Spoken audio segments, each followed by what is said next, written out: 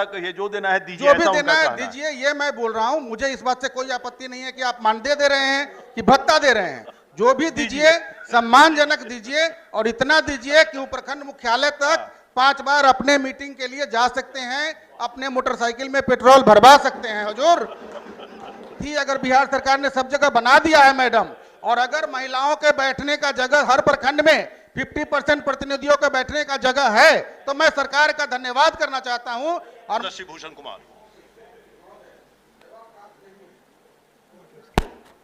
वैशाली जिला में भगवानपुर प्रखंड में 2020 में बाढ़ के दौरान सामूहिक 2020 में सामूहिक किचन संचालित किया गया था, और उसका भुगतान अभी तक महोदय नहीं हुआ है। बाढ़ग्रस्त लोगों के लिए वहां पे सरकार के द्वारा व्यवस्था कराई गई थी, और अंचल अधिकारी ने बार बार चिट्ठी लिख करके उनको करवाया था और आदेश दिया था, लेकिन भुगतान अभी तक नहीं हो पाया है।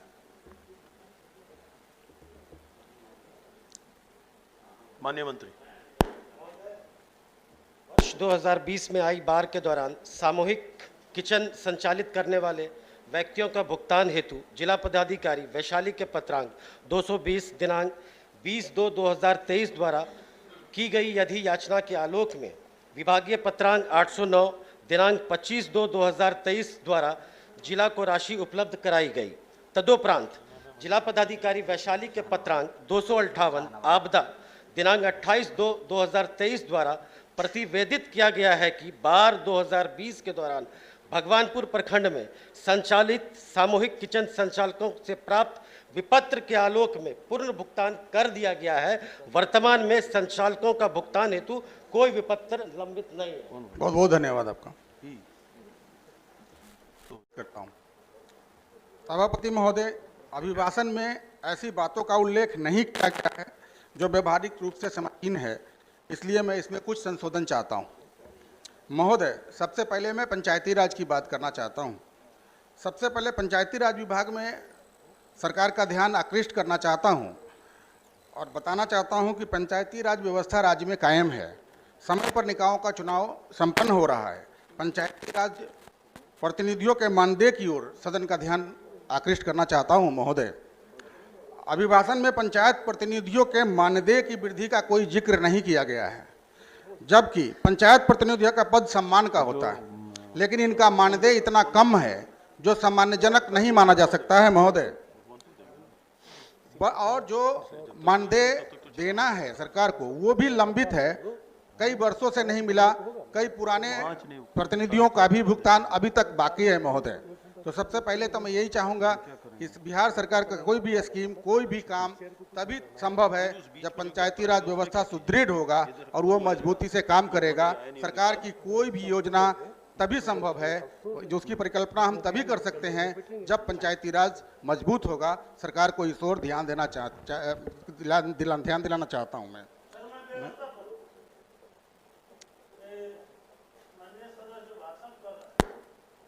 पंचायत प्रतिनिधियों का कोई मानदेय नहीं होता है, इसको नियत भाता बोलते हैं। तो मानदेय नहीं है, इसमें नहीं, मानदेय नहीं है, नियत भाता है। कहाँ से मुख्यमंत्री जी ने उसको मानदेय 500 रुपया मानदेय करके कहा। पहले भत्ता था, अब मानदेय हो गया। अच्छा, उसको कर दिया जाएगा प्रोसीडिंग। महोदय, अगर ये मानदेय है या भत्ता है, विषय इस बात की नहीं है। विषय ये है कि कम से कम उनको प्रखंड में 5 बार जाने का पैसा मिल जाए। चाहे मानदेय कहिए, भत्ता कहिए, जो देना है दीजिए, जो भी ऐसा देना उनका है कहना दीजिए, ये मैं बोल रहा हूं। मुझे इस बात से कोई आपत्ति नहीं है कि आप मानदेय दे रहे हैं कि भत्ता दे रहे हैं। जो भी दीजिए सम्मानजनक दीजिए, और इतना दीजिए कि वो प्रखंड मुख्यालय तक 5 बार अपने मीटिंग के लिए जा सकते हैं, अपने मोटरसाइकिल में पेट्रोल भरवा सकते हैं। हुजूर, पंचायत प्रतिनिधियों के बैठने का प्रखंड में कोई निश्चित स्थान नहीं है। बीडीओ साहब की कृपा पर है कि वो एक कुर्सी देंगे कि नहीं देंगे। हुजूर, मैं चाहता हूं कि पंचायत प्रतिनिधियों के बैठने का व्यवस्था हो और प्रखंड में लोग बैठ सकें, ऐसी कोई व्यवस्था की जाए, ऐसी कोई जगह निर्धारित की जाए। हुजूर, कि हमारे पूर्व में जो मंत्री होते थे सम्राट चौधरी जी, और मैं ये बताना चाहता हूं कि बड़ा सक्सेस सरकार चल रही है। चलिए चलिए आगे चलिए आगे।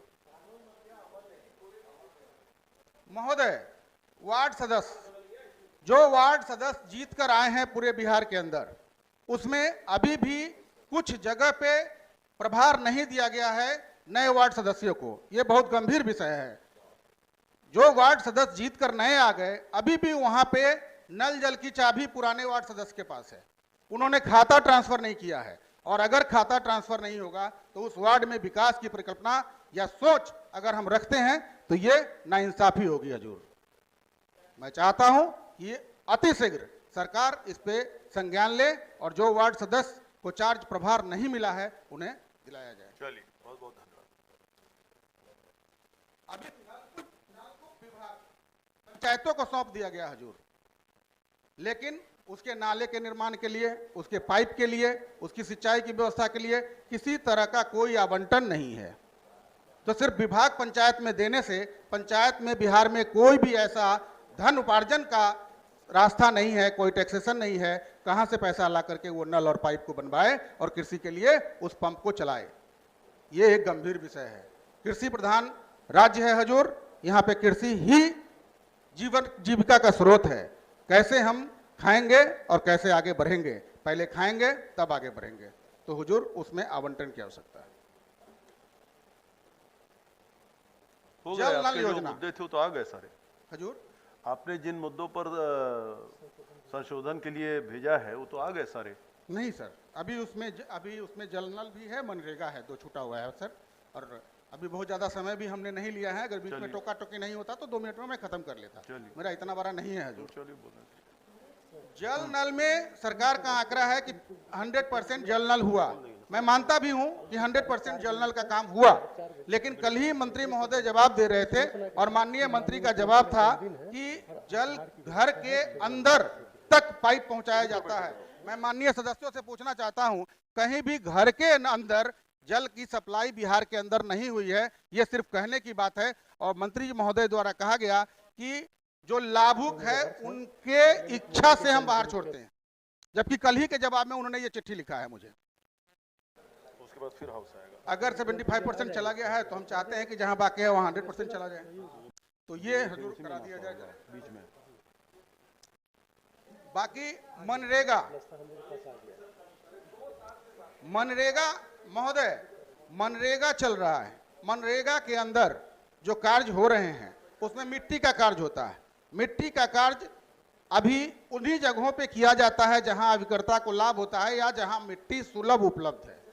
वैसे स्कूल में, वैसे जगहों पे जहां प्राथमिकता के आधार पर हम मिट्टी भराई का काम चाहते हैं, वहां पे नहीं हो पाता है, सिर्फ इसलिए कि वहां पे मिट्टी बगल में उपलब्ध नहीं है।